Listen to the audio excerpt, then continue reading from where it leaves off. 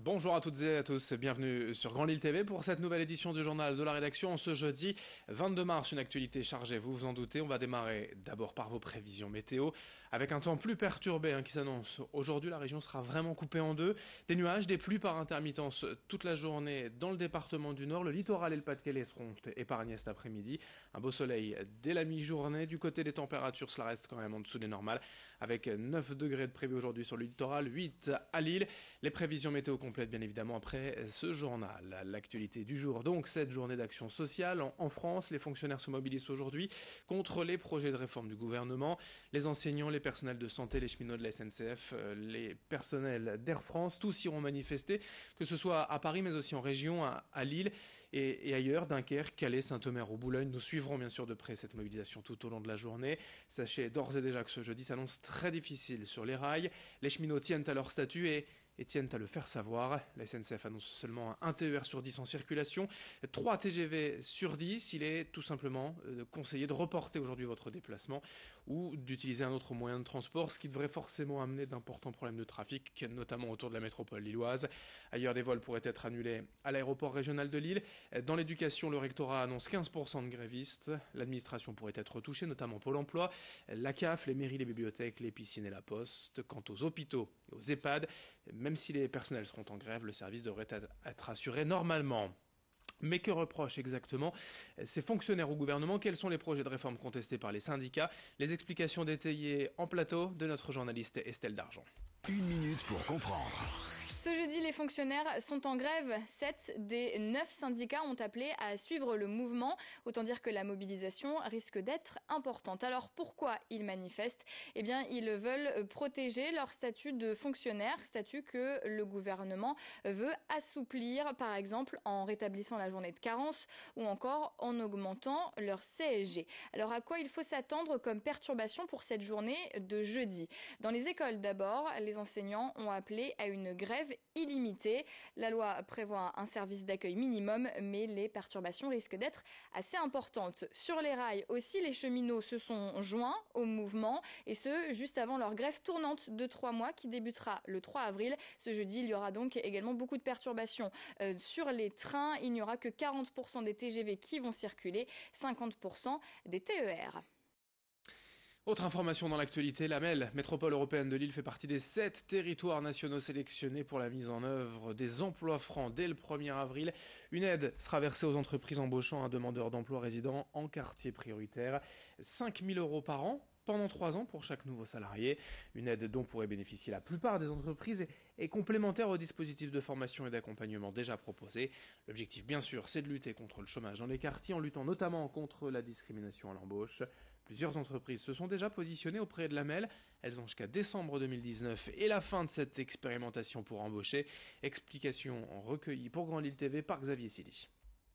Les emplois francs était une politique qui avait été conduite il y a quelques années et qui par sa complexité n'a pas fonctionné.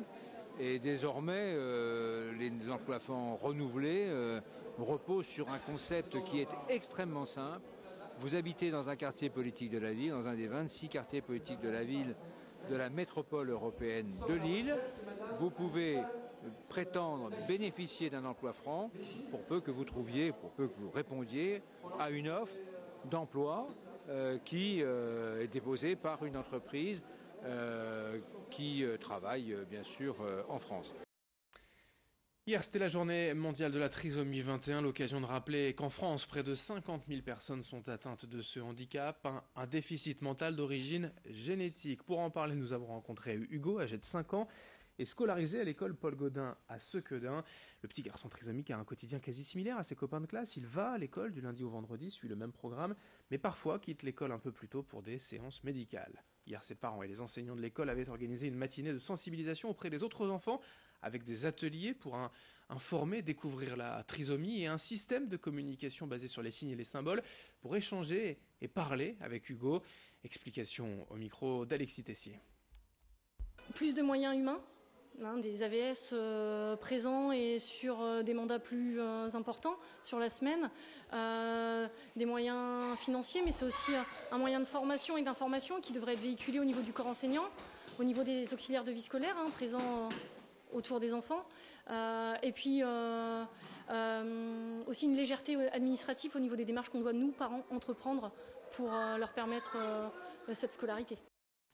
On passe au sport cette semaine à Lille avec du tennis et la première édition du tournoi Play-in Challenger. Auparavant dénommé l'Open de Lille, ce tournoi a changé de catégorie, passant de Future à Challenger, de 15 000 à 50 000 $ de dotation, ce qui amène évidemment des joueurs mieux classés, plus connus. Illustration avec le français Nicolas Mahut, 101e mondial, récent vainqueur de la Coupe Davis. Il y a aussi Quentin Alice, 115e. Et il y avait l'Australien Bernard Tomic, 17e mondial en 2016, retombé au classement mais déjà éliminé hier. Hier soir avait lieu en plus un match d'exhibition entre Mickaël Liodra, sur cette image, et Paul-Henri Mathieu. Dès demain, place au quart de finale. La finale, elle aura lieu dimanche à 15h, ça se passe rue du Malassis à Lille. Du tennis de très haut niveau cette semaine, avec Antoine Sueur, président du Tennis Club Lillois, au micro de Brieux-Gorchy. D'abord, on a une position géographique qui est très stratégique. Donc on est à 1 heure de Paris, une demi-heure de Bruxelles, 1h30 de Londres. On a un Nice-Lille en avion qui est très facilement faisable. Je pense à Bernard Tomic qui est venu en avion depuis Nice.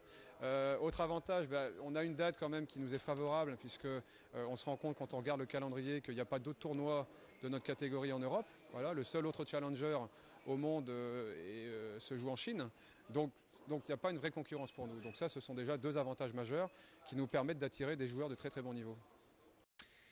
Pour finir cette édition, je vous rappelle quand même concernant la SNCF cette journée de grève du 22 mars. Dans la région des Hauts-de-France, dans le Nord et le Pas-de-Calais, la SNCF communique une circulation sur 10 pour les TER, TER-GV et Intercités. 150 circulations supplémentaires en quart tout de même en compensation. Et pour ce qui est des TGV, 3 trains sur 10 en circulation aujourd'hui dans la région. On parle de TGV, on parle bien sûr de la ligne Lille-Paris. Pour connaître en temps réel les conditions de circulation sur mobile avec l'application SNCF, sur le web ter.sncf.com/Hauts-de-France ou par téléphone au 0805 50 60 70. On ne manquera pas d'évoquer bien sûr ces perturbations, ces manifestations, cette journée de grève aujourd'hui partout en France et dans la région dans nos prochaines éditions. Merci de votre fidélité. Dans un instant, la suite du programme, vos prévisions météo. Très belle journée ensemble évidemment sur Grand Lille TV.